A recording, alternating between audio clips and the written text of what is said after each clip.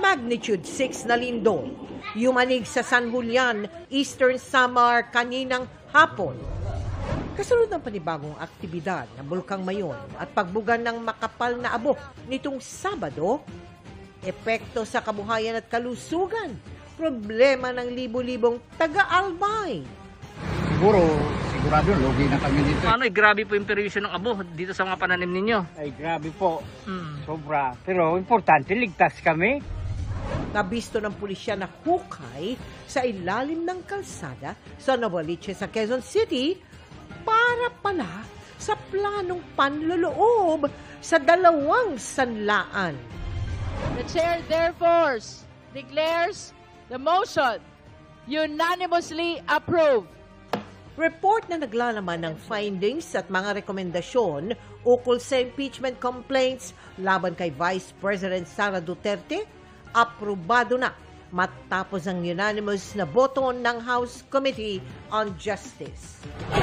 Kampo ng asawa ng bise na si Second Gentleman Manasseh Carpio, iginiit na mali ang ulat ng Anti-Money Laundering Council tungkol sa pumasok na pera sa kanyang bangko. Hindi 2 billion yun, 2M lang daw. Kudeta laban kay Senate President Tito Soto, namumuo nga ba sa gitna ng nakaambang pag-akyat ng impeachment complaint laban kay Vice President Sara Duterte sa Senado? eGov.ph Super App, nagamit sa ilang transaksyon sa gobyerno, pansamantalang natigil ang serbisyo. Kung bakit, alamin. Ilan sa mga menor de edad na pilit sumakay at nanggulo sa pampasaherong jeep sa Las Piñas, nasa kustodiya na ng Social Welfare and Development. XPBB Kapuso housemate at Sparkle Star AZ Martinez, samahan natin na mamasyal sa kanyang hometown na Cebu. At Sparkle Stars nagpakitang gilas sa hard court, kabilang si TDH Anthony Constantino na mayroong lucky charms sa game. This is Philippine culture. There was a ballot that was rejected first. Live mula sa GMA Network Center, ito ang 24 Oras. Magandang gabi po, Luzon, Visayas at Mindanao. Pasakit para sa maraming taga-Albay hanggang ngayon ang ibinugang abo ng Bulkang Mayon na nag-alboroto nitong Sabado. Hanggang 2 pulgada ang kapal ng abong bumagsak, partikular po sa mga bayan ng Kamalig at Ginubatan. Libo-libo ang apektado gaya ng mga magsasakang nasayang ang mga pananim na malapit na sanang anihin, pati mga alaga nilang hayop na matay. Ang sitwasyon, tinutukan live ni Bea Pinlang. Bea. Mel, Emil, Vicky, lubhang napinsala ang sektor ng agrikultura sa mga bayang apektado ng ashfall noong Sabado dahil sa pag-aalboroto ng Bulkang Mayon. Grabe. Wow. Halos sakupin ng malahalimaw na ulap ng abo ang bahaging ito ng Kamalig Albay nitong Sabado. Ang pangambang idinulot niyan sa mga residente, hindi lang para sa kanilang mga buhay. Sa paanan ng Bulkang Mayon, ganito ang sitwasyon batay sa ilang video na aking nakuha sa mga magsasaka ng Barangay Anuling. Ang mga pananim na halos diligan ng dugot pawis at malapit na sanang anihin, naging abo sa isang iglap lang. Hamo diyang grabe. Nagkaparantay. Naikura na barang sa tanam. No, boss. Ya, talagang di so grabe. Namatay din ang ilang alagang hayop nila na naiwan sa bukid habang bumuga ng abo ang bulkan. Napaiyak na lang ako kasi wala kami ibang inaasahan. Nasunog lahat. Kaya wala na. Kasi siguro ang mahirap sa amin yung dyan lang kami umaasa. Tapos yung, siyempre may mga nag-aaral kaming anak na mahirap siguro sa isang tulad namin na dyan lang dyan lang kumukuha ng kabuhayan. Hindi pa raw nila lubos maisip kung paano muling makakabangon ngayong hindi man lang nila malapitan na ang taniman nila. Siyempre, parang wala nang pag-asa. Mahirap nang makabalik. Parang delikado na pati buhay ng mga dyan. Takot na ang nararamdaman namin kasi tingnan mo, sobrang lapit na ng taniman namin dyan. Kasi saan kami magsisimula? Ayun ang problema namin. Nasa permanent danger zone ito kaya bawal talagang pasukin. Pero nakasanayan na anilang taniman kung hindi nag-aalburoto ang bulkan. Hindi naman namin naisip na nasa peligro kami. Kasi ang yun nga ang sinasabing, hindi naman araw-araw na ganyan ang... Isang kamalig sa mga bayang karaniwang nakararanas ng heavy o matinding ash fallout dahil sa mayon. Damay din dyan ang bayan ng Ginobatan, kung saan inabutan ko ang ilang residenteng aligaga sa paglilinis ng abo. Nangangamba sila para sa kanilang kalusugan. May sakit nga ako. Nahirapan ako para kuha ng tubig. Lagi naman ganito, siyempre nakasanayan na namin, pero ngayon, nahirap na ako kasi matanda na ako. Nahirapan na ako. Hindi gaya noon, malakas pa ako. Siyempre, takot naman kami. Mga bata, magsakit naman. Yung mga pananim namin, sirang-sira. Puspusan na ang paglilinis ng mga otoridad at mga residente sa nagkalat na abo. Pinag-aaralan din kung kailangan ng itaas ang alert level ng mayon o dapat bang palawigin ang danger zone ng bulkan.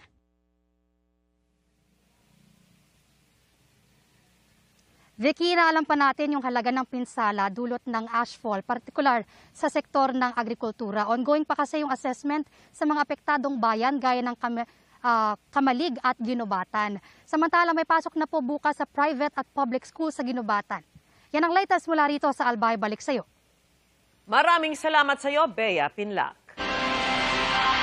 Bistado ang lagusang hinukay ng binansagang termite gang para sa tangkang panloloob sa dalawang magkatabing sanglaan sa Quezon City. Ang isa sa mga target na kawan, halos mabutas na ang sahig malapit sa Caja de Hierro. Nakatutok si June Veneracion.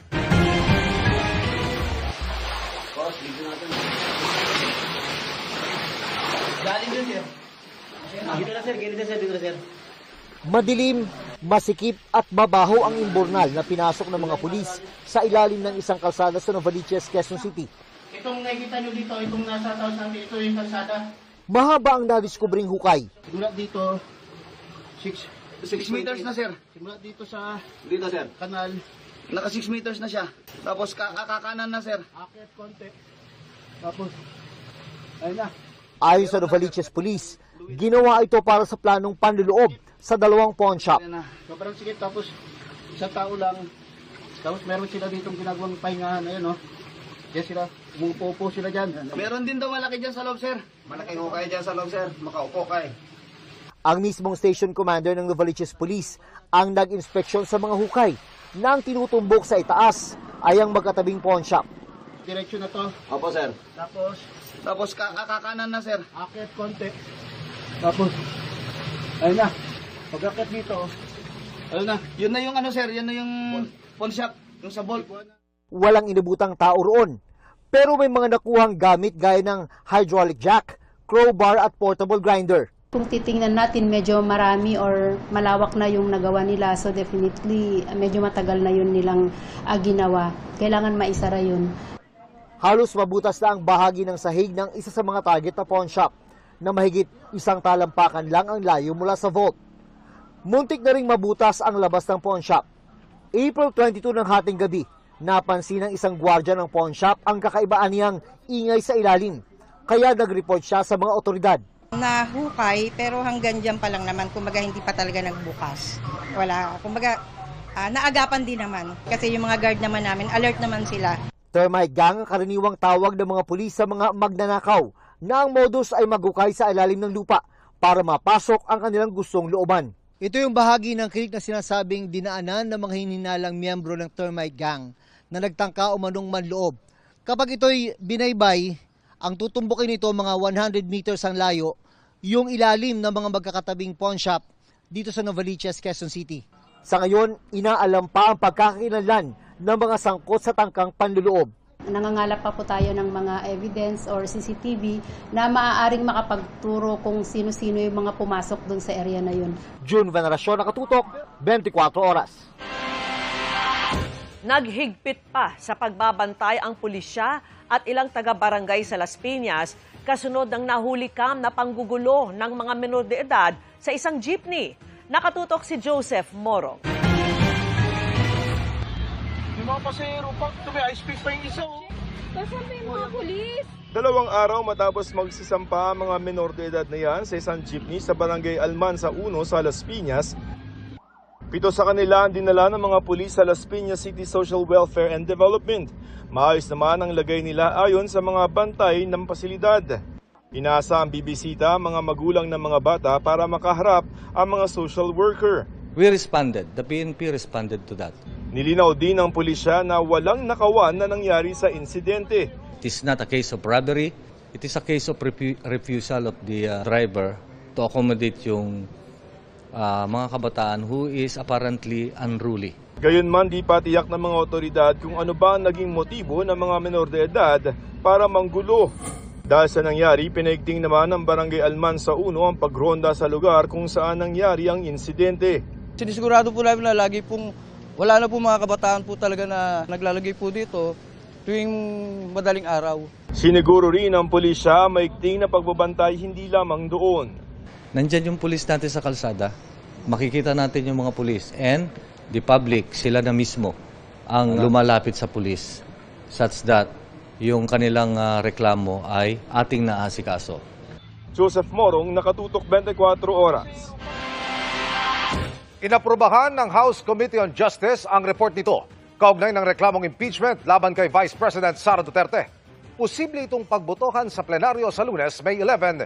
Nakatutok si Tina Panganiban Perez. Declares the motion unanimously approved. Lahat ng 55 miyembro ng House Committee on Justice na physically present, pumabor na aprubahan ang committee report na naglalaman ng findings at mga rekomendasyon kaugnay sa mga impeachment complaint laban kay Vice President Sara Duterte, pati na ang resolusyon nagtatakda ng articles of impeachment. Magugunitang unanimous din ang boto ng komite sa probable cause para i-impeach ang bise dahil sa culpable violation of the Constitution, bribery, graft and corruption, other high crimes, at betrayal of public trust. Malayo pa, pero malayo na. That is where we stand today. Yan po ang sitwasyon natin ngayon. We recognize that this has been a difficult and demanding process. But we also recognize how much we have already uncovered. Bago maaprubahan, may ilang kongresistang nagpanukala ng amendment sa committee report at sa resolusyon. Pinasaad ni House Senior Deputy Minority Leader, Representative Laila De Lima, na nilabag ng bise ang konstitusyon nang hindi nito binitawan ang mga interes nito sa ilang negosyo. May I propose to add a subheading C, letter C, failed to divest all her business interests based on the records of the Securities and Exchange Commission, or SEC, during her tenure as Vice President for the years 2022, 2023, 2024, and 2025. Si House Deputy Minority Leader, Representative Antonio Tino naman, pinalagay na si VP Duterte ang nag-utos na ipalabas ang confidential funds. I just propose that we add upon instruction of the respondent. Para malinaw po kasi yun ang pinaka-importanting detalye dyan. Inaprubahan ng komite ang parehong amendment. Ayon kay De Lima, 4 na articles of impeachment ang inaprubahan ng komite ngayong araw. Ang mga ito ay ang misuse or abuse of confidential funds, unexplained wealth, bribery and graft and corruption, at threats involving an alleged plot against the President, the First Lady, and the House Speaker. Kinondense na lang lahat para mas malinaw, para mas maikli rin, especially in terms of presentation of evidence, para mas klaro, para mas coherent. So yung mga similar grounds ay kinonsolidate na lang into one. Kasama sa mga ebidensyang nakita ng komite sa clarificatory hearings nito, ang testimonya ni Ramil Madriaga na nagpakilalang dating aide at umunoy bagman ng bise.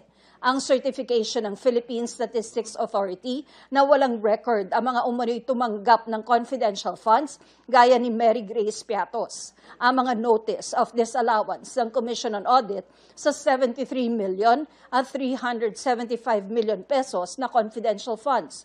Ang ulat ng Anti-Money Laundering Council sa bilyong-bilyong pisong mga transaksyong pumasok at lumabas sa bank accounts ng bise at kanyang asawa. Ang salin ng bise, ang pagharap ni dating Senator Antonio Trillanes IV, at ang video mula sa livestream ng bise kung saan sinabi niyang may kinontrata siyang papatay kina Pangulong Marcos, First Lady Liza Marcos, at dating House Speaker Martin Romualdez kapag pinatay siya. If the Vice President is guilty, let the truth convict her. If she is innocent, let the process clear her. But let it be done through the light of justice, not the shadows of silence. Bago maiakyat ang articles of impeachment sa Senado, kailangan muna itong pagbotohan sa plenaryo sa Kamara.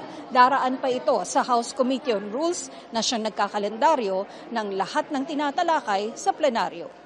Sabi ni House Senior Deputy Majority Leader Lawrence Defensor na miyembro ng House Committee on Rules at ex-officio member ng House Committee on Justice, posibleng maisama ito sa order of business para sa sesyon bukas at posibleng sa May 11 ang botohan sa plenaryo.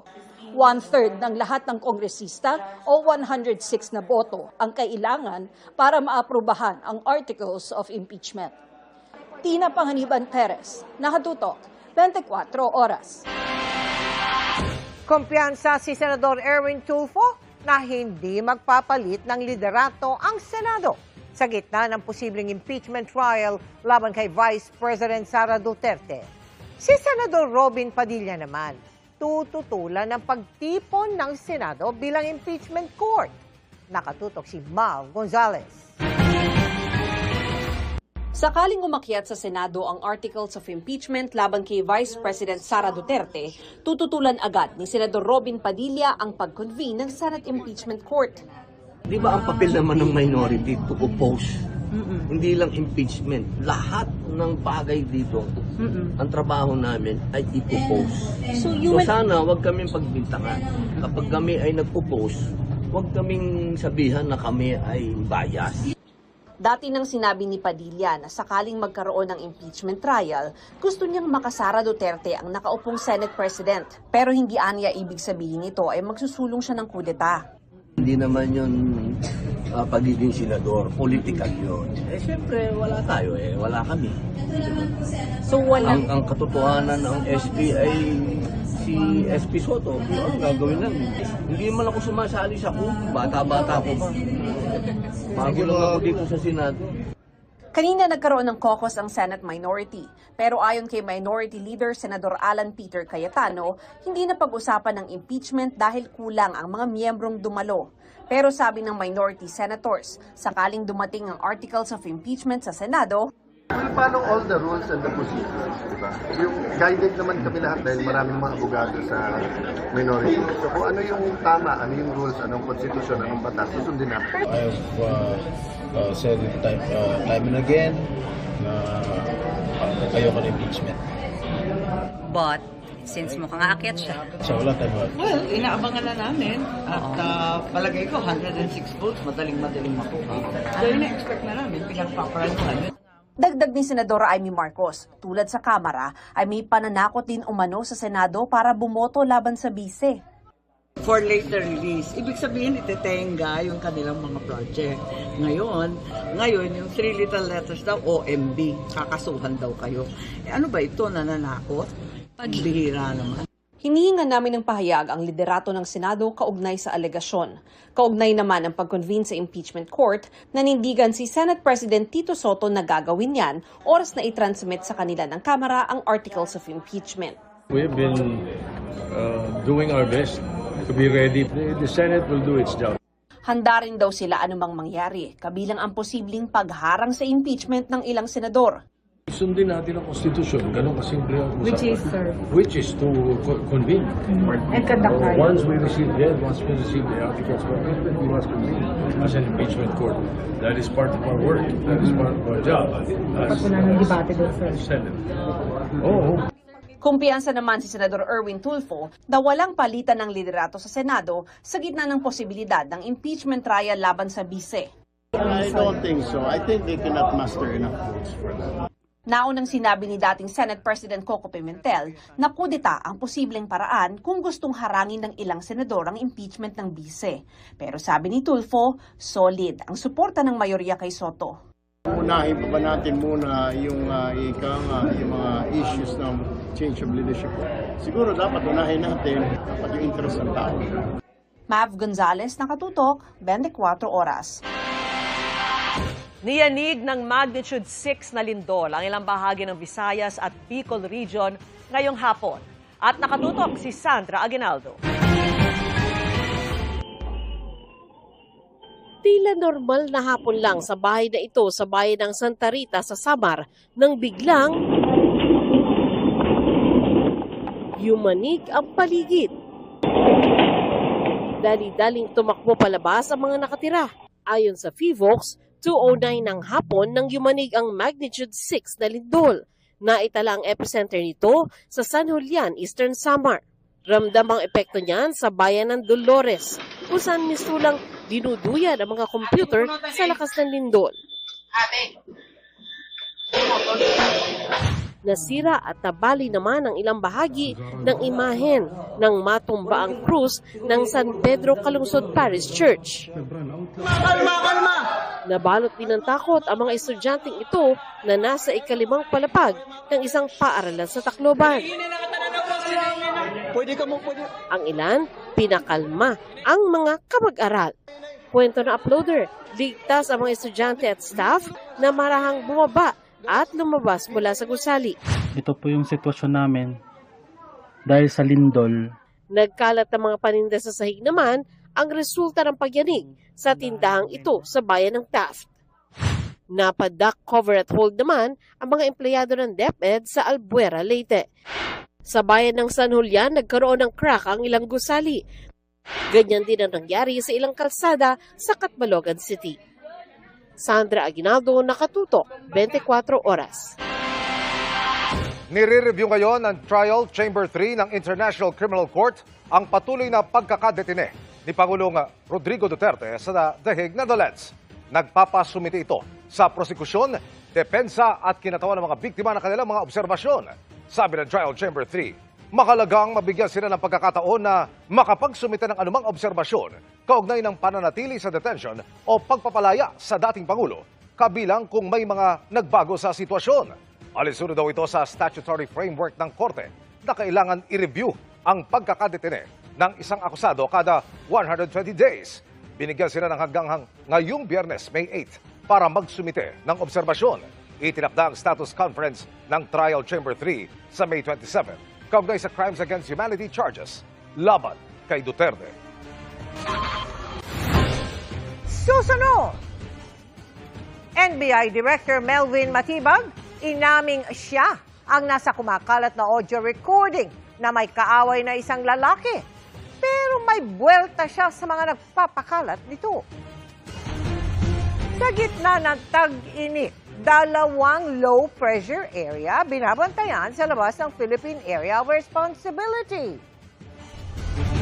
Jay Sonsa, pinayagang magpiyansa para pansamantalang makalaya matapos magkamali raw ang korte sa pagsasabing non-bailable ang kanyang kaso. At Sparkle star AZ Martinez, isasama tayong mag-explore sa kanyang hometown na Cebu.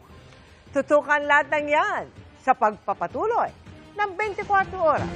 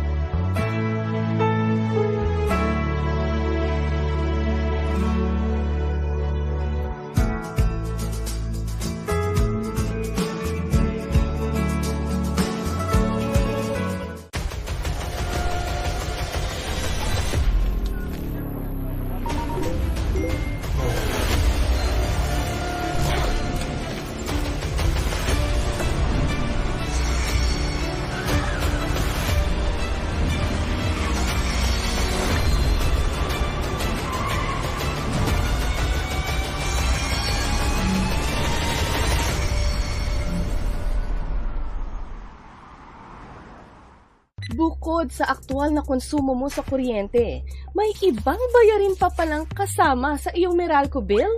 Ano kaya ang mga ito? Saan nga ba napupunta ang charges na nasa electric bill mo? Isa si Ivy Ocon sa mga na-shock nang makita ang kanilang electric bill na dumating ngayong Abril. Mahigit 9,000 pesos ang kanilang bayarin. Mula sa halagang yan, 1,351 pesos and 90 centavos ang napunta rito. Paliwanag ng Meralco, nag-iiba-iba ang breakdown ng bill depende sa electric consumption ng isang household. Batay sa sample bill as of April 11, 2026, tinatayang 55% ang generation charge. Ito ang halaga ng kuryenteng binibili ng Meralco mula sa mga supplier o power producer. 10.1% naman ang transmission charge. Ito ang halaga ng delivery ng kuryente mula sa power plant patungo sa transmission system o substations. Napupunta ito sa National Grid Corporation of the Philippines o NGCP na siyang transmission service provider ng Meralco. 17.5% ang distribution charge. Napupunta ito sa Meralco bilang bayad sa pagbuo, pagtatayo, pagpapatakbo at pagpapanatili nila ng distribution system na siyang naghahatid ng kuryente mula sa high voltage transmission grids patungo sa mga gusali at mga bahay.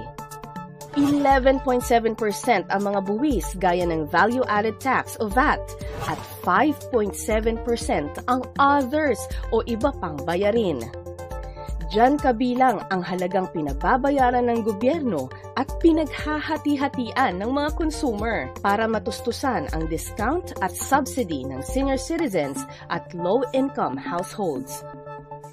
Ang Lifeline rate ay subsidiyang ibinibigay sa mga beneficiary ng Pantawid Pamilyang Pilipino Program o 4Ps at mga consumer na below poverty threshold at may sertifikasyon mula sa Local Social Welfare and Development Office o LSWDO.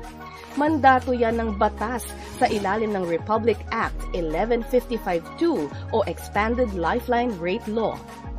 Sa Meralco, may discount sa electric bill ang mga household na 100 kilowatt-hours pababa ang konsumo sa kuryente kada buwan. Kung 0 to 20 kilowatt-hours ang kanilang konsumo, wala na silang babayaran sa Meralco. Sa halip, ang non-lifeline consumers ang magbabayad para sa kanila. Katumbas ito ng 1 sentimo sa bawat kilowatt-hour sa bill ng non-lifeline consumer. Sagot din ng ibang consumers ang discount ng senior citizens sa kuryente. Batay sa Republic Act 9994 o ang Expanded Senior Citizens Act, dapat may 5% discount ang senior citizens na ang konsumo ay dilalagpas sa 100 kilowatt-hours kada buwan. Ang nababawa sa diskwento ng mga senior citizen, dumadagdag naman sa bill ng mga non-senior citizen consumer.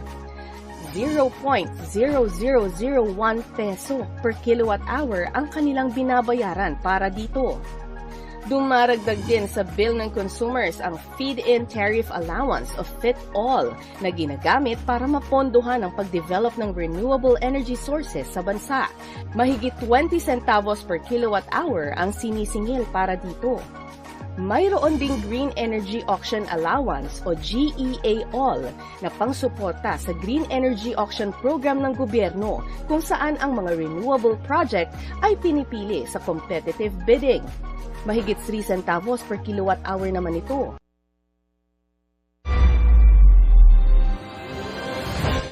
Kinumpirma ni NBI Director Melvin Matibag at Mel Sabio na sila ang nagtatalo sa isang kumakalat na audio na nangyari umano noong 2020. Matagal na umano silang nagkaayos at posibleng sinadya itong ikalat. Kaugnay ng reklamong impeachment laban sa vice. Nakatutok si Oscar Oida. It happened. I will not deny na nangyari yun, but that was 2020. Inamin ni National Bureau of Investigation Director Melvin Matibag na boses nga niya yung kumakalat na audio recording sa social media kung saan galit na galit siya sa kausap na lalaki sa telepono. Ayon kay Matibag, December 2020 pa ito nangyari dahil sa post ni Mel Sabio na nooy nasa kalabang partido. Yung outburst ko talaga, tinawagan ko si Mel Tapos nagsalita ako ng mga ganon. But that was a private conversation. That is supposed to be between the two of us. Ayon kay Matibag, nagkapatawaran na raw sila ni Sabio. After few weeks, we patch up. In fact, right now, ngayon, as we speak, industrial partner ko siya doon sa isang hanap buhay namin. Kinumpirma naman ni Sabio ang pagbabati nila nang humarap din siya sa parehong press conference.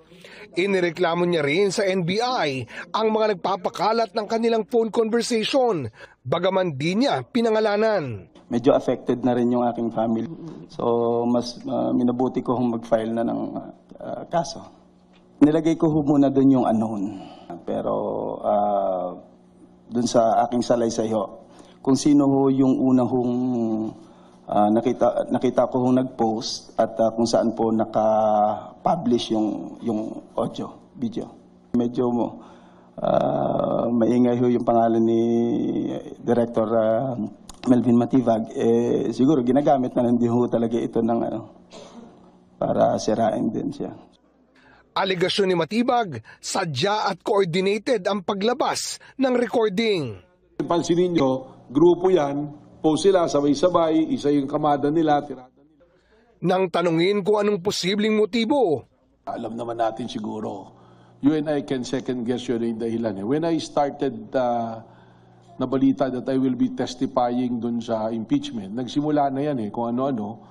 Noong nangyari to 2020, I was serving under the administration of former President Duterte. So, your guess will be as good as my guess kung bakit lumalabas to. Just to let you know, wala naman akong bagong sinabi dun sa Committee on Justice.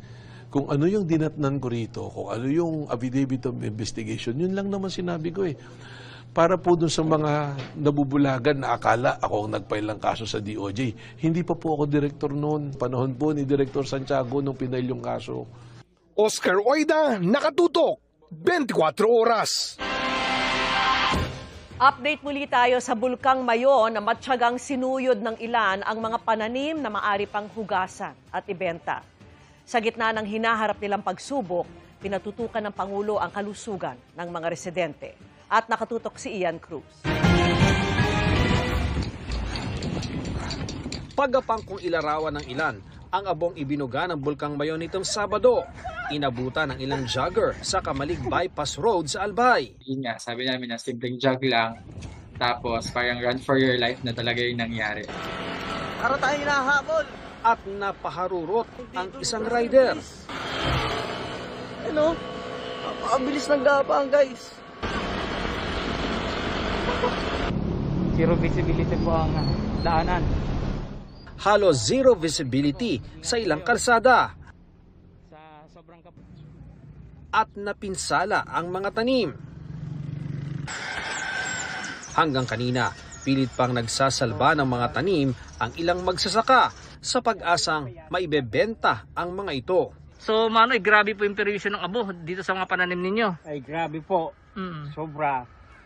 Pero importante, ligtas kami kahit na umulan ng abo. Kailangan namin ulan para maugasan to. Pero mahirap siguro Sigurado, lugi na kami dito. Balot pa rin ng ashfall ang ilang bahagi ng Albay. Pinatututukan ni Pangulong Bongbong Marcos ang mga residente sa Department of Health, gayon sa Department of Social Welfare and Development at sa provincial government. Ang DOH nandun din at nagbigay sila ng mga mask para yun nga sa usok at saka sa mga fumes na lumalabas. And the first concern of course was the health concerns, and we were able to bring out the people who were in the danger area. We were able to support them with medical attention. Ayon sa DSWD, halos 200,000 tao ang apektado. Ilan sa kanila ang inilikas na.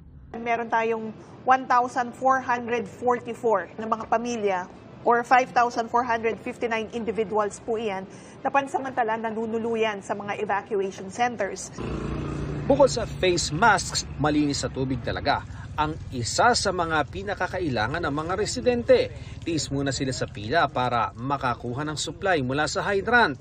May mga water filtration trucks tayo ng mga pinadala ang iba't ibang ahensya po ng mga DRRM councils. Ganon din yung mga karating ng mga probinsya, nagpadala na rin po. Pinapunta din ng Pangulo sa Albay si Public Works Secretary Vince Dizon para tiyaking bukas lahat ng kalsada roon.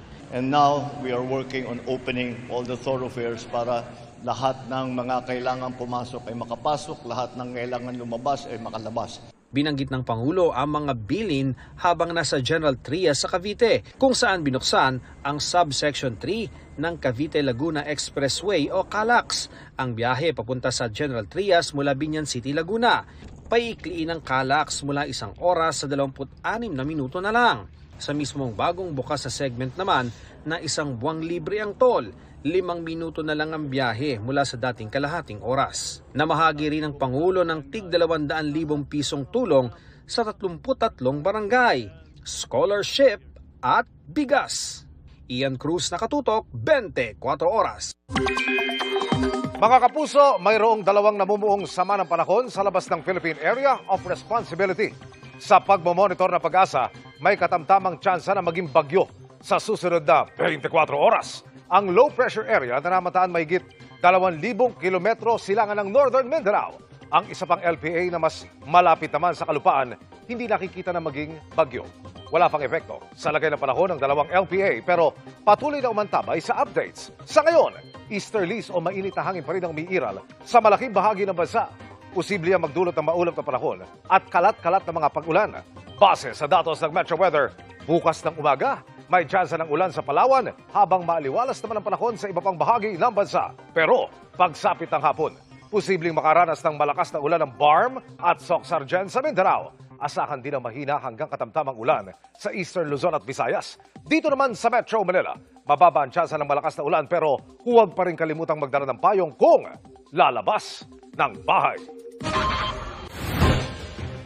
Tutukan! Pagpapakawala ng rocket kabilang sa mga sinanay sa counter-landing exercises ng Balikatan 2026.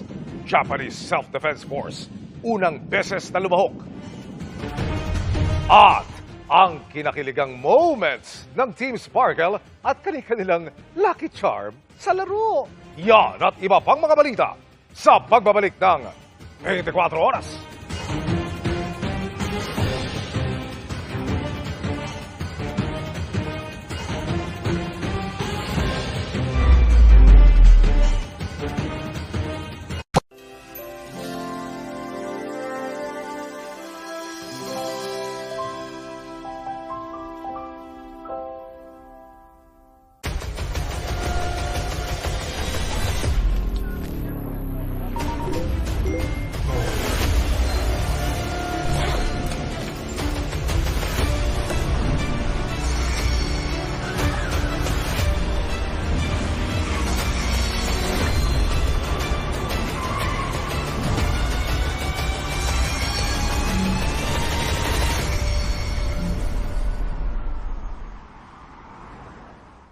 I have to share difficult news, mga kababayan. Czech authorities have informed us that Mr. Saldico is no longer in their custody. Wala man daw sa kamay ng Czech authorities si dating Ako Bicol Party List Representative Saldico, posible naman daw na nasa loob pa rin siya ng Schengen area ayon sa Department of Justice. Ang sister rito, pwede raw siyang magpalipat-lipat sa mga bansang nasa Schengen area. Ano nga ba ang Schengen area? At paano ito gumagana sa Europe? Ito ang Schengen, isang bayan sa Luxembourg na nasa border ng France at Germany. Sa maliit na bayang ito nagsimula ang malaking pagbabago sa immigration rules ng Europe. June 14, 1985, nang pirmahan ng Germany, France, Belgium, Luxembourg at Netherlands ang Schengen Agreement na unti-unting nagtanggal ng internal border checks. Sa kasalukuyan, mayroong 29 na bansa ang member state ng Schengen area na gumagamit ng iisang visa policy para sa short-term stays, kung saan naging mas madali at seamless ang pagbiyahe sa mga member state. Dahil sa Schengen Agreement, nagkaroon ng border-free zone sa Europe. Dito, pwedeng mag-travel sa loob ng Schengen area ang mga mamamayan ng Schengen countries nang walang border checks, na parang walang immigration sa pagitan ng mga bansa. Pero minsan, pwedeng maglagay ng temporary checks ang isang bansa kung may issue sa seguridad. Para naman sa mga turistang may Schengen visa na may hawak na Category C visa, pwede silang manatili hanggang 90 days at mag-travel sa lahat ng Schengen countries at kadalasang nakatatawid ng borders nang walang checking. Ang mga third country national naman na may hawak na national residence permit mula sa isang Schengen country ay pwedeng mag-travel sa ibang Schengen countries ng hanggang 90 days sa loob ng 180-day period, basta valid pa ang permit nila. Ganito rin ang rule para sa may hawak ng national visa o Category D visa na in-issue ng isang Schengen country.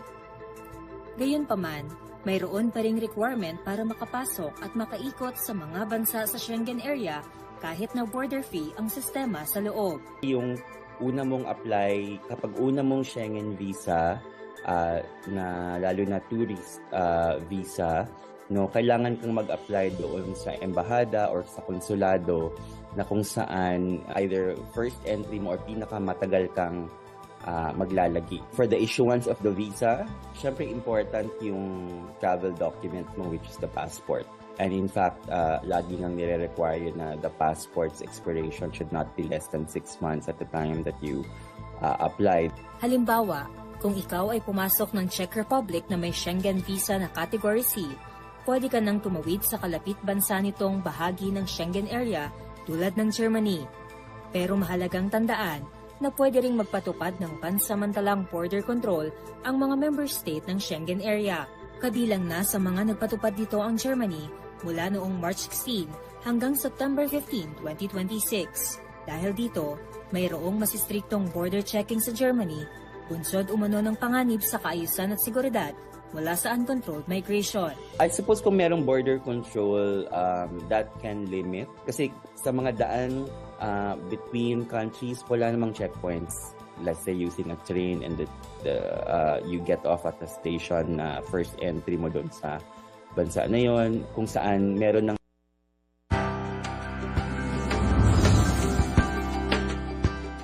Kilala bilang agricultural municipality ang Victoria, Laguna dahil pangunahing kinabubuhay ng mga residente ang pagsasaka, pangingisda at pag-aalaga ng hayop gaya ng mga itik.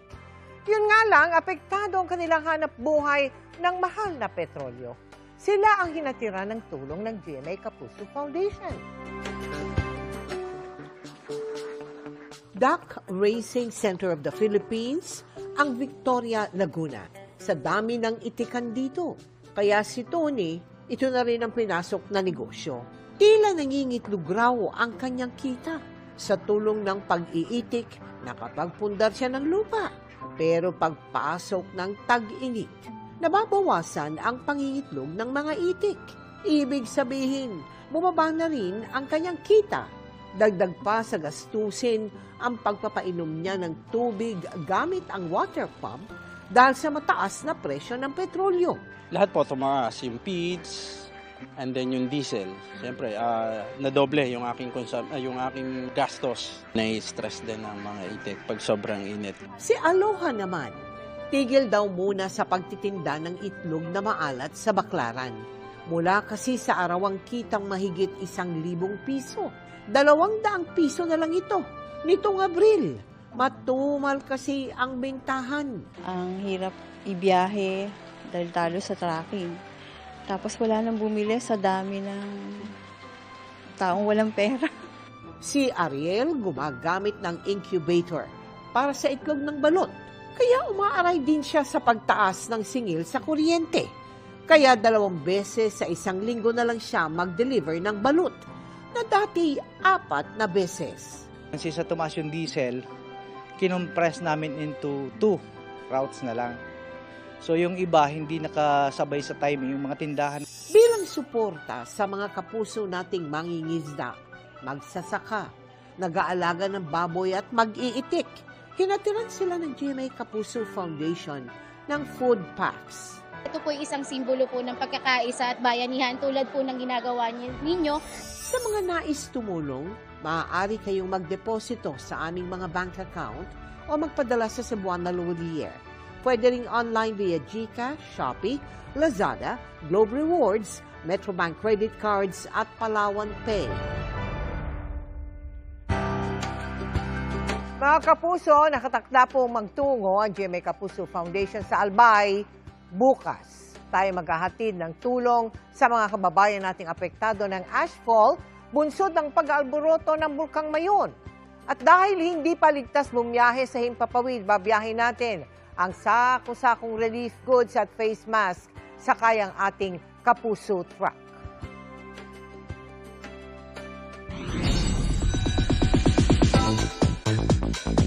Happy Monday, chikahan mga kapuso! No longer on screen. Dahil personal lang nakabonding ni Ashley Sarmiento ang kanyang mga taga-suporta. And aside from meeting the fans, may meet the family ring nangyari nang magbakasyon sila ng manliligaw at kapwa ex-housemate na si Ray Victoria sa South Korea. Makichika kay Athena Imperial. Ang fans na nakaka-interact lang dati online. In person nang nakabonding ng Sparkle artist at PBB Celebrity Collab Edition 2.0 alumna na si Ashley Sarmiento. Memorable para kay Ashley ang solo meet and greet with her supporters this weekend.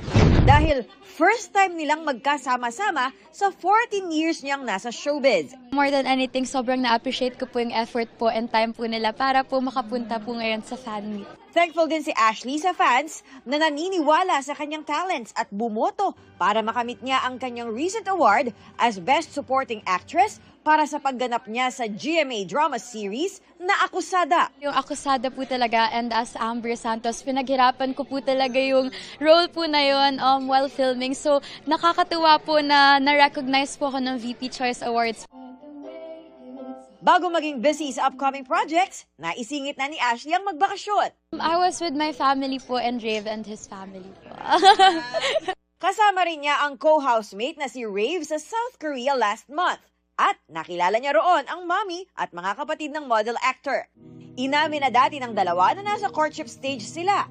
Bukod sa project with PBB housemates, Ashley shared na may aabangan ang Ash Rave fans. Actually, meron din pong paparating with Rave naman po. Pero abangan na lang din po natin. Athena Imperial updated sa Showbiz Happenings. At huwag palampasin! Ika-4 na civilian mission sa West Philippine Sea matagumpay sa kabila ng pagpuntot ng China. At former PBB Kapuso housemate at Sparkle star AZ Martinez, ipapasyal tayo sa kanyang hometown. Get ready to sparkle under the sun dito lang sa 24 Oras.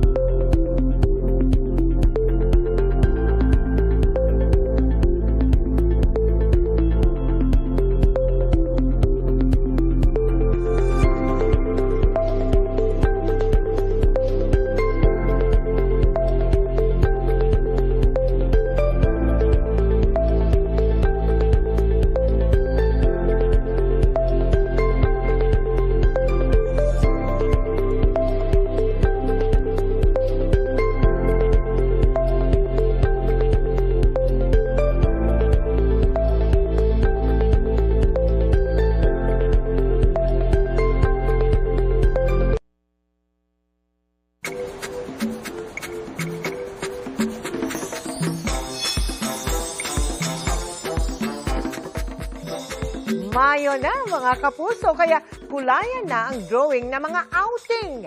Baka next destination nyo na mga pinasyalan ng Sparkle Stars sa ating special series.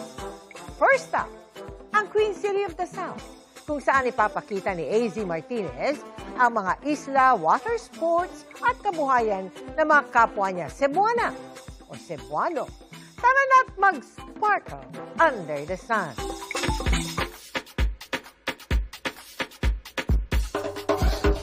Hi mga kapuso! AZ Martinez here, your Miss Sunuring daughter ng Cebu. At maayong pagabot din sa Cebu! I think yung maganda sa Cebu is you get both worlds. You have the beach, you have the mountain. 30 minutes, nasa dagat ka na. I think that's one of the things that I would say na bakit sobrang ganda yung Cebu. Aside from the food, of course.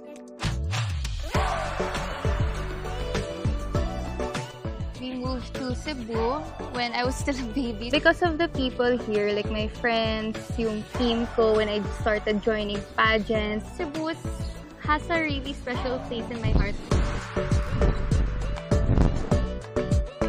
Dahil ramdam natin ang tag-init, cool off muna tayo. Dahil dadalhin ko kayo sa isang quick summer getaway na very accessible sa Cebu City. At nandito tayo sa Marigondon Port here sa Lapu-Lapu City. So ito na nga, ito yung bangka na sasakyan natin papunta sa first island and it's gonna take us 30 to 45 minutes to get there.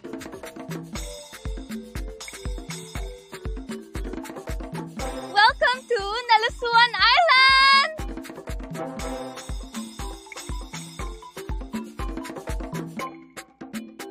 Itong Nalusuan Island ay isa sa mga popular stops for island hopping dito sa Mactan, Cebu. Isa siyang maliit na island na sakop ng bayan ng Cordova. Develop na yung island na to, kaya very comfortable yung inyong beach trip dahil may mga cottages, may mabibilhan ng pagkain, at 300 pesos lang ang entrance fee for the day trip.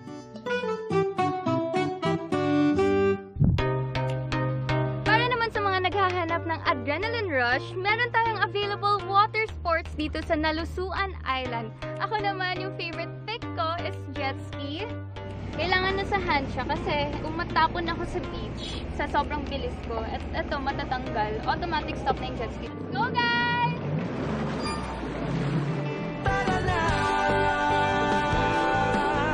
Halina at sumama, halika na. Huwag sayangin ang saya, lilipad ako. Itong Nalusuan Island po, protected marine sanctuary po siya. Meron po tayong about or more than 10 diving spot. Meron po tayong protected white clams sa may docking area. Meron po tayong best snorkeling area doon, which is you can do fish feeding. Hey guys! So ito, hawak ko yung fish food. We're gonna feed some fishes! Wait! Medyo kinabahan na ako sa fish feeding. I don't like not knowing what's under me. Kasi lumalapit sila talaga. Ah! Nandito kayo! Guys, ito sila. Honestly, sobrang na-enjoy ko yung fish feeding. I really didn't expect to enjoy it, but I really did. Na-enjoy ko din yung pagsigaw. I think they're kind of kind, guys. Hindi sila nakagat. Joke lang. Bakit? Kasi gusto mo lagi nang biglaan. Siyempre para matuloy. Next island na tayo! Gets ko, kasi minsan kailangan din namang pumetis. Malibang, umabot kung saan. It will only take 10 minutes lang to get from Nalusuan to here in Kauhagan Island. So grabe guys, for 75 pesos only, you get to enjoy fine white sand at meron pang sandbar. Pero dito sa Kauhagan Island, they have a lot of seafood options na pwede mo lang i-request at ipaluto sa kanila. So tara, mangaon na ta! Oh my God, look at that! Oh wow! Ang fresh! Kaya ko. Laban ko to. Sa beats namin, ang income dito, para sa mga tao talaga dito.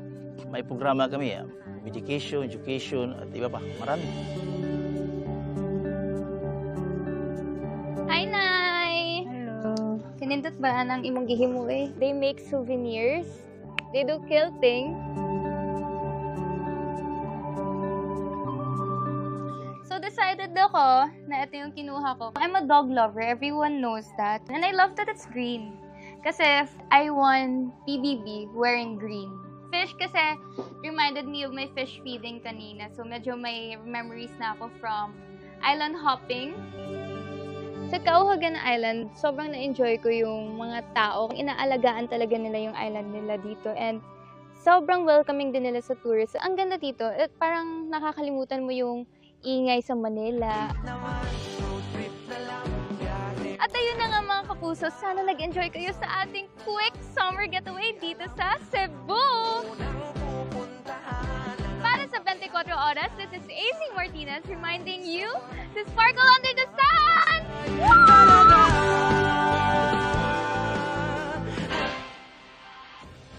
Inalmahan ng kampo ni Second Gentleman Manasseh Carpio ang presentasyon sa House Committee on Justice kaugnay ng perang pumasok sa mga bank account ng asawa ng Vice-Presidente.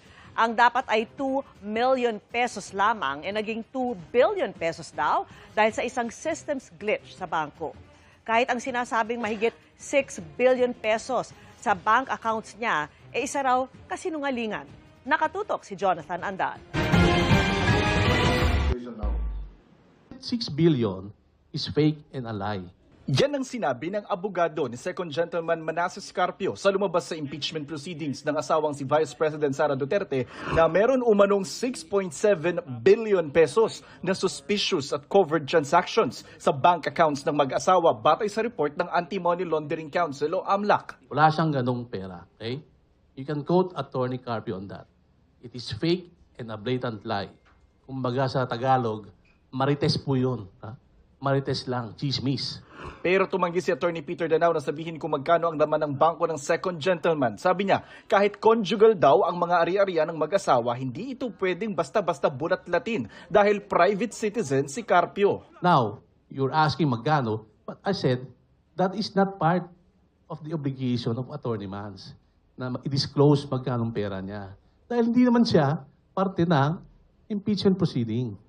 Lumabas din sa hearing ng House Justice Committee na sa nakalipas na 2 dekada, mahigit 2 bilyong piso umano ang total inflow sa bank accounts ni Carpio. Pero hindi raw ito totoo, sabi ng kanyang mga abogado, dahil nagkaroon daw ng systems glitch sa bangko. Kaya ang dapat na 2 million pesos naging 2 billion pesos. Inilatag nila sa media ang isang report umano ng AMLAC, pero ayon mismo sa kampo ni Carpio, nakuha lang nila ito online. Sa report mismo ng AMLAC, sumulat ang BPI sa AMLAC na baguhin nila yung transaction reports nila, allegedly, dahil mali yung 2 billion. Hindi 2 billion yon, 2M lang daw. So, ito pong, ibig sabihin, yung mismong bangko na nagsabi na mayroong system glitch sa records nila. Okay? So, ang problema, hindi naman sinabi to. Ang pinalandakan lang nila, 6B. Di ba? Siyempre, 6B, siyempre, yun ang gusto lang ipropaganda eh. Di ba? Na marami daw pera. Nang tanungin, sinabi ni Attorney Danao na hindi pa nila ito nabeberipika mismo sa BPI. Hininga namin ng pahayag tungkol dito ang BPI. Sa isang pahayag, sinabi nitong alinsunod sa mga batas, hindi ito nagsasapubliko ng mga impormasyon na transaksyon ng kanilang mga kliyente, liban na lang kung hinihingi sa mga legal processes. Hiningan din namin ang pahayag ang AMLAC pero wala pa silang tugon. Batay sa kopya ng AMLAC report na isinumite sa komite na nakuha ng GMA News, nakalagay na binabawi ng BPI ang nakalistang 13 covered transactions ni Carpio dahil hindi raw ito tama dahil nagkaroon ng systems bug. Kaya ang naunang sinabing mahigit 2 billion pesos ay nasa 2 million pesos lamang.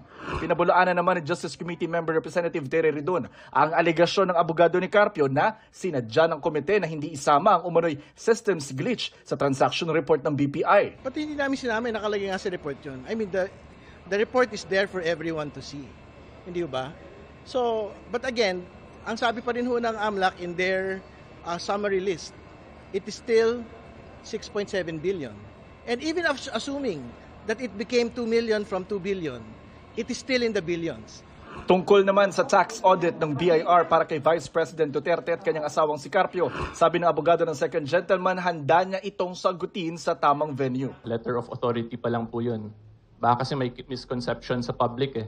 Letter of authority is the very preliminary phase po of a tax audit. In other words, wala pa po yung any liability, wala pang nakitang any tax deficiency. That is simply stating na may authority sila from the BIR to conduct an audit. Jonathan Andal, Nakatutok, 24 Oras. Tinaguriang super app pero pansamantalang naantala ang ilang serbisyo ng eGovPH kung saan pwedeng magkasa ng ilang transaksyon sa gobyerno. Ang tila kryptonite o kahinaan, kawalan ng pambayad para sa dagdag kapasidad lalo't dumarami ang gumagamit nito. Nakatutok si Bernadette Reyes. 1, 2, 3. Inilunsad noong 2023 ang tinaguriang super app ng gobyerno na eGovPH para mas madalian nilang ma-access ng mga Pilipino ang mga serbisyo ng ahensya ng gobyerno. Si Ann ginagamit din ito para ma-access ang digital government IDs at magbayad ng government services. Super convenient siya. Kagaya ko po na working, siyempre, yung time ko is limited lang, di ka naman makakapag-live agad-agad. Tapos po, yun po, ma-access mo siya kasi lahat yung mga IDs. Pero noong Abril, may mga pagkakataong pansamantalang naantala ang ilang serbisyo sa app sa loob ng 2 araw. Natalakay ito sa pagdinig ng Proactive Response and Oversight for Timely and Effective Crisis Strategy o PROTECT Committee sa Senado noong April 29. Sabi ng DICT, kasunod ng rollout ng ilang features sa app, dumami ang gumamit nito at lumampas sa kapasidad ng sistema nito. Kabilang dito ang verification ng mga tatanggap ng ayuda ng gobyerno sa gitna ng mataas pa ring presyo ng produktong petrolyo. Nakahalo po yung Digital National ID E-Verify platform engine namin sa 28 na platform na inalagaan po ng DICT. Nakahost po yan sa iisang cloud services. So, na no choice po kami, Mr. Chair, sad to say, we disabled po 12 government systems po because... No, is it because wala kayong pambayad ng cloud, ng cloud server space? Opo, yun po yung reality po, Mr. Chair. I mean, that's insane to me na magsasara yung eGov because wala tayong pambayad. May pera, obviously may pera naman, no? Si Yusek si Ma'am ng DBM nandito. Paliwanag ng advocacy group na Digital Pinoys, ang cloud service ay isang infrastruktura kung saan iniimbak ang mga datos at binabayaran nito kapalit ng serbisyo. Kaya kumukuha ng ganyan yung mga gobyerno. Yung gobyerno natin ay para ma-minimize din yung cost when in terms of building yung physical infrastructure ng mga data banks. Subscription yung yung mode nito, no. So talagang like any other subscription service, kapag hindi ka nakapagbayad, maantala talaga yung pagpo-provide ng service sa'yo, no. Sabi ng DICT, nasa 3,000 server ang sinusuportahan ng kanilang infrastructure at 95% nito ay nag-host din ng sistema ng ibang ahensya. Makatutulong nila kung ide-decentralize o paghihiwalayin ang mga subscription ng mga ahensya ng pamahalaan para sa serbisyo. Sabi ng DICT, may hiniling din silang budget mula sa DBM. Currently have a pending request po with the Department of Budget and Management. Dalawang request po yun, isang 500 at isang 700 million. Sa panahon ngayon na parami ang gumagamit ng makabagong teknolohiya para mapabilis ang mga proseso, nauunawaan raw ng DICT ang abalang dulot sa mga users ng pansamantalang pagkaantala ng serbisyo ng eGovPH app. Yung ating mga kababayan, they're slowly building yung trust nila doon sa digital governance. This is not just a mere technical problem, but it could also cost the government yung pagtitiwala ng taong bayan. Bernadette Reyes, Nakatutok, 24 Oras. Sanib-puwersang nagsanay ang Pilipinas, Amerika at Japan sa pag-asinta sa kunwaring drone at barko ng kalaban. Ikinasa ang bahaging yan ng balikatan exercises sa Ilocos Norte, probinsya ng Pangulo. Nakatutok si Chino Gaston.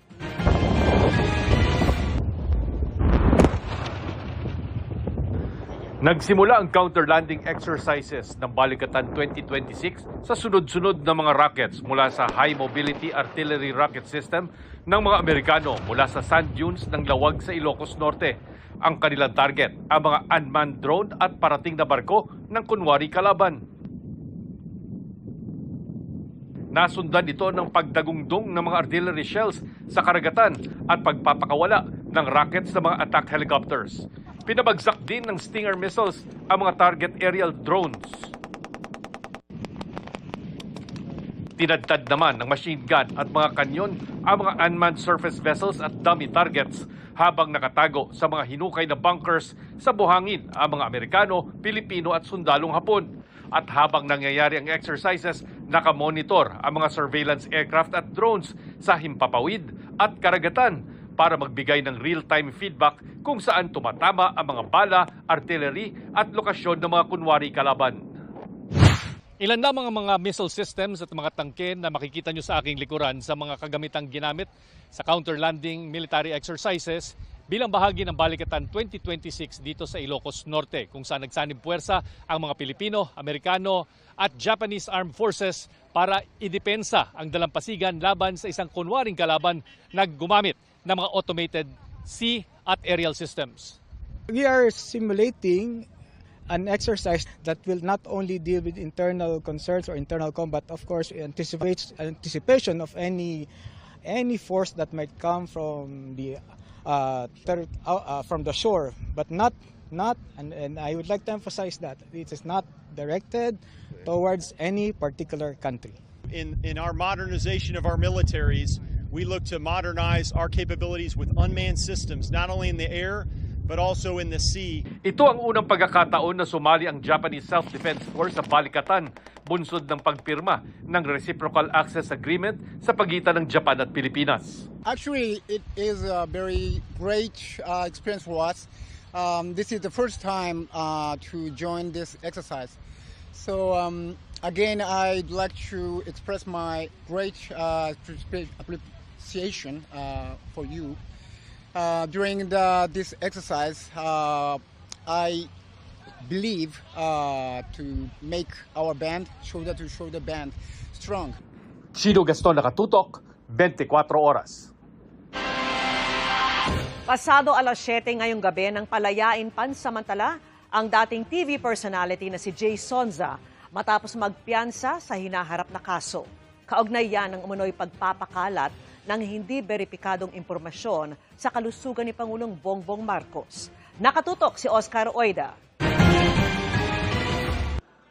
Dapat sana'y arraignment na kanina ng dating TV personality na si Jay Sonza, pero pinagpaliban ito ng Pasay Regional Trial Court Branch 118. Naghain kasi ang kanyang abogado ng motion to quash para ma-dismiss ang kaso kaugnay ng umano'y pagpapakalat ng hindi beripikadong impormasyon sa kalusugan ni Pangulong Bongbong Marcos. Kanilang punto, hindi ang Pasay RTC ang may jurisdiksyon sa kaso dahil sa Maynila nakatira ang Pangulo. Kasi the alleged offended party is the President of the Philippines. Ang sabi ng batas kasi, kung saan nangyari ang alleged krimen, doon dapat i-file ang kaso. So saan ba nangyari ang nasaktan ang damdamin ng ating presidente, yung kanyang reputasyon allegedly nasaktan? Nandito ba sa Pasay? Hindi. Kung may nasaktan man siya, allegedly nasaktan siya, wala akong pag-aamin, allegedly nasaktan siya, doon sa Manila, hindi dito. Dagdag ni Atty. Tolentino, hindi rin daw pwedeng NBI ang mag-file ng kaso dahil di naman ito ang aggrieved party, kundi ang Pangulo. Nasa korte na po ito, it will be the court who will decide on the matter. Sa depensa po niyan, which the Regional Trial Court of Pasay and the judge will decide. It was the investigation of the National Bureau of Investigation. Kami po yung nag-case build-up, kami yung nag-file sa DOJ, and ang opisina po ng NBI ay nasa Pasay. That is the simple explanation. Binigyan ng korte ang Department of Justice ng 10 araw para makapagkomento sa inihaing motion to quash ng depensa. Kanina, nakapagpiyansa na si Sonza para sa kanyang pansamantalang paglaya matapos maglabas ng release order ang korte. Ayon kay Atty. Tolentino, humingi daw ng paumanhin ang korte dahil nakalagay sa arrest warrant na non-bailable ang kaso ni Sonza. Mali kasi ang nailagay na batas sa warrant, ang non-bailable na Comprehensive Firearms and Ammunition Regulation Act. Gayong ang kaso ni Sonza ay unlawful use of means of publication and unlawful utterances na may piyansa. Ayon sa korte, ang katagang not bailable ay hindi galing sa korte. Ito raw ay system-generated ng e-warrant system na ino-operate ng PNP. That's why minadali rin po ng NBI na maibigay kagad yung return of warrant of arrest para yung court can clarify kung ano talaga yung nature ng warrant of arrest.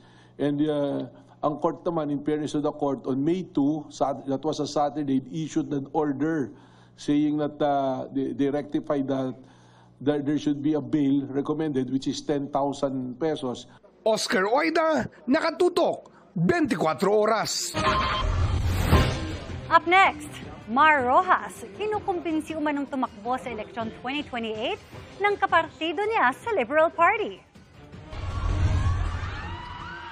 At Sparkle Stars nagpabilib sa Celebrity Basketball Showdown. Non-stop ang pagtutok dito lang sa 24 Oras.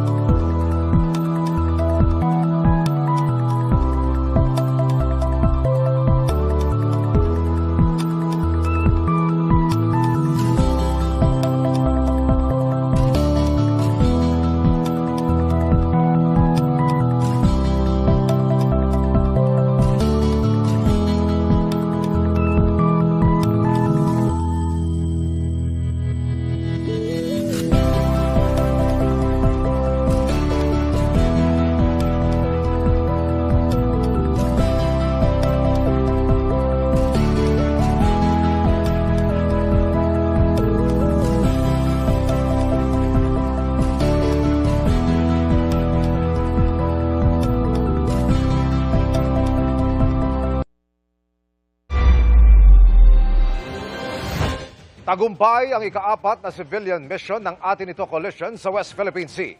Naglagay sila ng watawat ang Pilipinas sa Sandy Cay at namahagi ng petrolyo sa mga mangingisda sa Kalayaan. Nakatutok si Von Aquino. Madaling araw kahapon nang maiwagayway at mailagay ni Congresswoman Dada Ismula kasama ang civilian volunteer ang watawat ng Pilipinas sa Sandy Cay o Pag-asa K2. We're at this point of our voyage that we can officially announce na mission accomplished po tayo. Sa kabilang dako, mission failed ang China. Mission failed ang China dahil they failed to intimidate us. Kahit na sinubukan po nilang takutin tayo, patuloy po tayong nakapag-conduct ng ating mission. Ang Pag-asa K2 ay isang sandbar malapit sa Pag-asa Island na isa ring fishing grounds kaya't mahalaga ito sa mga mangingisda. Inaangkin din ito ng China. May Chinese vessel na sumunod, siguro na alerto din sila. The message is nagpapahiwatig po tayo at nagpapadala ng mensahe sa kanila na ang West Philippine Sea ay tunay ng atin. Yeah. At dapat ay malaya po tayong nakakapunta dito. Pinuri naman ng Armed Forces of the Philippines ang grupo para sa anilay matagumpay at matapang na civilian-led mission sa Pag-asa Island. Ang paglalagay roon ng watawat ng Pilipinas, paggiit nila sa sovereign rights ng bansa at pagpapakita ng active citizenship sa kabila ng mga hamon. Bagay na binatikos ng China. Kung noong 2016 presidential campaign, nagbiro si dating Pangulong Rodrigo Duterte na mag-jet ski sa West Philippine Sea. Nag-jet ski ng may hawak na watawat sa baybayin ng Pag-asa Island si Ismula. Pero habang ginagawa niya ito, kapansin-pansing may Chinese Navy ship na lumapit sa Pag-asa Island. Nilapitan din ng Chinese Navy ship ang ML Chawi na nagdala ng jet ski sa Pag-asa Island. We hope that our government investigates this. Bakit naman ganun kalapit yung Chinese vessel sa ating Pag-asa Island? Kahapon nagbigay sila ng mga pagkain at fuel supplies sa mga mangingisda. Nagsagawa rin sila ng medical mission sa isla. Masaya po kami, malaking karangalan sa amin na nariyan kayo. Ito ay makatulong sa ipinaglalaban natin at naririnig natin na talagang tatayuan natin yung ating soberenya dito sa Municipality of Kalayaan. Mula rito sa Pag-asa Island, Von Aquino, Nakatutok, 24 Oras. Dahil ayaw na niya ni dating Vice President Leni Robredo na tumakbo sa national position sa 2028, isang dating mukha ng Liberal Party ang isinusulong na maging pambato sa susunod na presidential race. Ang gusto ni Congressman Edgar Erice na tumakbo, si dating Senador Mar Rojas. Nakatutok si Darlene Kai. I am convincing Mar Rojas to run. Yan ang ibinahagi ni Caloocan 2nd District Representative Edgar Erice sa media sa Kamara kaninang umaga. Sabi ni Erice, isa lang daw siya sa mga kumakausap kay Rojas na kapartido niya sa Liberal Party. Sir, did he say that he's open to it? Sa pagkakakilala ko sa kanya, mahal niya ang bayan at hindi siya tatanggi sa tawag ng bayan. Matatandaang nang unang tumakbo sa pagkapangulo si Rojas noong 2016, tinalo siya ni dating Pangulong Rodrigo Duterte. Bagay na aminado si Erice na iniinda pa ni Rojas. Alam mo si Mar Rojas, para yung nanligaw, binasted. Masakit sa kanya yung pagkakabasted sa kanya. Pero sa nangyayari sa bayan natin, dahil mahal niya yung bayan natin, abay, nasasaktan yan. At pag tinawag mo yan, lalaban yan para sa bayan. Sinusubukan ng GMA News na hinga ng reaksyon si Rojas pero hindi pa siya sumasagot sa aming mensahe. Tanong ng mga reporter kay Erice, paano raw ang taga-Liberal Party rin na si dating Vice President Leni Robredo na nagsabi ng sa lokal na eleksyon na lamang kakandidato. Ayaw niya eh. Diba? Sinabi niya ayaw niya. Kung siya, di siya. Kung siya mapili, diba? Pero sabi niya ayaw niya. Baka magalit na yun, kapipilit natin. Nauna nang naghayag ng intensyong kumandidato sa pagkapangulo si Vice President Sara Duterte na nahaharap naman ngayon sa impeachment proceedings. Paano kung makakatulong tayo magawa sa na-impeach si Vice President Sara? Pag na-impeach si Vice President Sara, ang maglalaban yung dilaw sa yung pula. Kaya mas maganda nga, hindi ma-impeach eh. Dahil walang kandidato yung pula. Dilaw na lang kami. Darlene Kai, Nakatutok, 24 Oras. Update po sa giyera sa gitnang silangan. Pinalaan ng Iran ang puwersa ng Amerika laban sa pagpasok sa Strait of Hormuz. Sabi ng Iran, aatakihin nito ang anumang militar, lalo na ang anilay agresibong US Army na magtatangkang lumapit at pumasok sa strait. Inihag kasi ni US President Donald Trump na tutulungan ng Amerika ang mga stranded na barko na makaraan palabas ng Strait of Hormuz. Pinagbawalan din ng Iran ang paggalaw ng mga commercial ship at oil tanker sa strait nang hindi nakikipag-usap sa militar ng Iran. Abiso po sa mga motorista, may dagdag bawas sa presyo ng langis. Epektibo bukas, May 5. 2 piso at 66 na sentimo ang dagdag sa kada litro ng diesel ang ilang kumpanya ng langis. Tataas naman ng 2 piso at 21 sentimo ang kada litro ng gasolina. May bawas namang 3 piso at 53 sentimo sa presyo ng kada litro ng kerosene.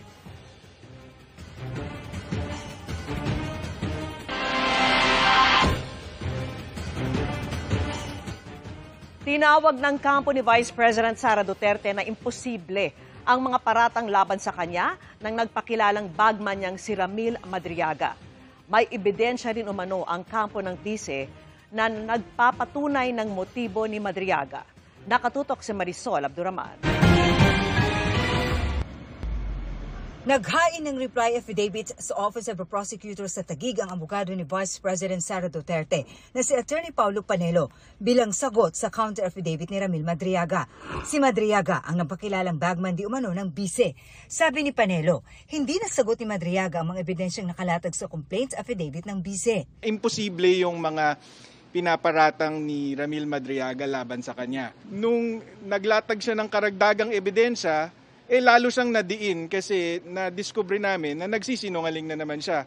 Kabilang sa mga sinagot ng bise sa kanyang 18 pahina ng reply affidavit, ang naunang pahayag ni Madriaga na kung hindi siya close sa bise, bakit kasama raw siya sa isang political meeting? Dahil kampanya po noon at may COVID pa, nasa gitna ng pandemya, kaya talagang virtual meeting ang paraan para makipag-meeting sa mga supporters at napakadami po niyan kaya hindi po maaasahan na matatandaan ni VP Sara lahat ng mga grupong sumusuporta sa kanya. Napakadami po nang nag-attend dito, 92, at least 92 po yung attendees. Sabi pa ni Panelo, bukod sa paibaibaan niya ang mga pahayag ni Madriaga, may ebidensya rin anya ang kampo ng bise na nagpapatunay ng motibo ni Madriaga. Isa na nga rito ang text message umano ni Madriaga sa dating tauhan ni VP. Nolasco, sabihin mo na lang na yung confidential fund sa akin mo ibinigay at ako na lang magpapaliwanag kung saan ko dinala. Huwag ka mag-alala sa akin, hindi makakalabas ako ng kulungan kasi mag-state witness ako laban kay VP Sara. Sinusubukan namin kunin ang panig ng kampo ni Madriaga kaugnay nito. Marisol Abduraman, Nakatuto, 24 Oras. Never say die ang Team Sparkle na all out ang ipinakitang puso sa isang celebrity basketball game led by team captain David Licauco. Lalo pa silang ganado sa laro dahil sa suporta ng kanilang favorite girls. Ichichika yan ni Aubrey Carambel. Simula pa lang, ramdam na ang pagiging competitive ng Team Sparkle na pinangunahan ni Team Captain David Licauco with their muse AZ Martinez. Game on energy agad ang ipinakita ng kanyang teammates na sina River Cruz, Will Ashley, Justin Yu, Mavi Legaspi, Paul Salas, Anthony Constantino, E.A. Guzman, Josh Ford, Prince Carlos, Kim Santa, Mateo Monzones, Ralph Miyako, at Andre Paras. Nakalaban nila ang kuponan ng Team Third Floor na binubuo naman ng ilang kapamilya stars. Mula first hanggang second quarter, nanguna sa score na 59-38 ang Team Third Floor. Pero hindi sumuko ang Team Sparkle with their clutch shots para makabawi sa second half ng laro. Kabilang dyan ang buzzer beater na Hail Mary shot na yan ni Anthony that brought the house down. Mas naging intense ang laban sa mas lalong pagdikit ng scores pagsapit ng fourth quarter. Pero nagkaroon ng sprain si David at kinailangang ilabas sa court. Sa huli, Nasungkit ng team third floor ang panalo sa score na 96-89. As a team, collectively lumaban kami, nakabalik kami, di ba? So I think moving forward, mas gaganda na yung mga games namin kasi first time namin gawin to eh. Napiling player of the game si Anthony dahil sa kanyang explosive performance. At ang kanya raw lucky charm, si Shuvi Etrata na sinorpresa pa siya fresh from Cebu. When I'm playing basketball, I'm having a lot of fun and I honestly did it for all of the fans and I'm glad they're all able here to support me and Sparkle. I think it was my lucky charm. Come on now, that shot, that's gotta be Shuvi, no? Right. Nakaka-proud and masaya ako na nakikita ng tao yung talento niya. Kasama naman sa Mythical Five, sina Prince at Andre. Bukod sa overwhelming na suporta ng fans, grateful din ang Team Sparkle sa presensya ng kapwa Sparkle Stars sa courtside. Kabilang sina Mikey Quintos, Miguel Tan Felix, Isabel Ortega, Roger Cruz, Mika Salamanca, Vince Maristella, Cheska Fausto, Charlie Fleming. Naroon din si Jay Ortega at ang co-stars ni David sa Never Say Die na sina Kim Jisoo at Rahil Birria. Siyempre, di mawawala ang support mula sa favorite girl ng ilang players. Tulad ni Shaira Diaz na nagbigay pa ng power hug sa hubby na si EA bago ang game. Di rin nagpahuli si Raver Cruz na humabol pa ng yakap kay Julian San Jose. Supportive GF at kambal naman sina Ashley Ortega at Cassie Legaspi kay Mavi. May moment din sina Josh Ford at Kira Ballinger kasama si AZ. Habang si Dustin Yu may congratulatory hug from Bianca De Vera pagkatapos ng laro. Bago magsimula ang game, pinangunahan ni Aisel Santos ang pag-awit ng Lupang Hinirang. Nagpasiklab sa kanilang powerful performance sina Julian San Jose at Clarice de Guzman. At isa sa mga host, si Martin Javier. Aubrey Carampel, updated sa Showbiz Happenings.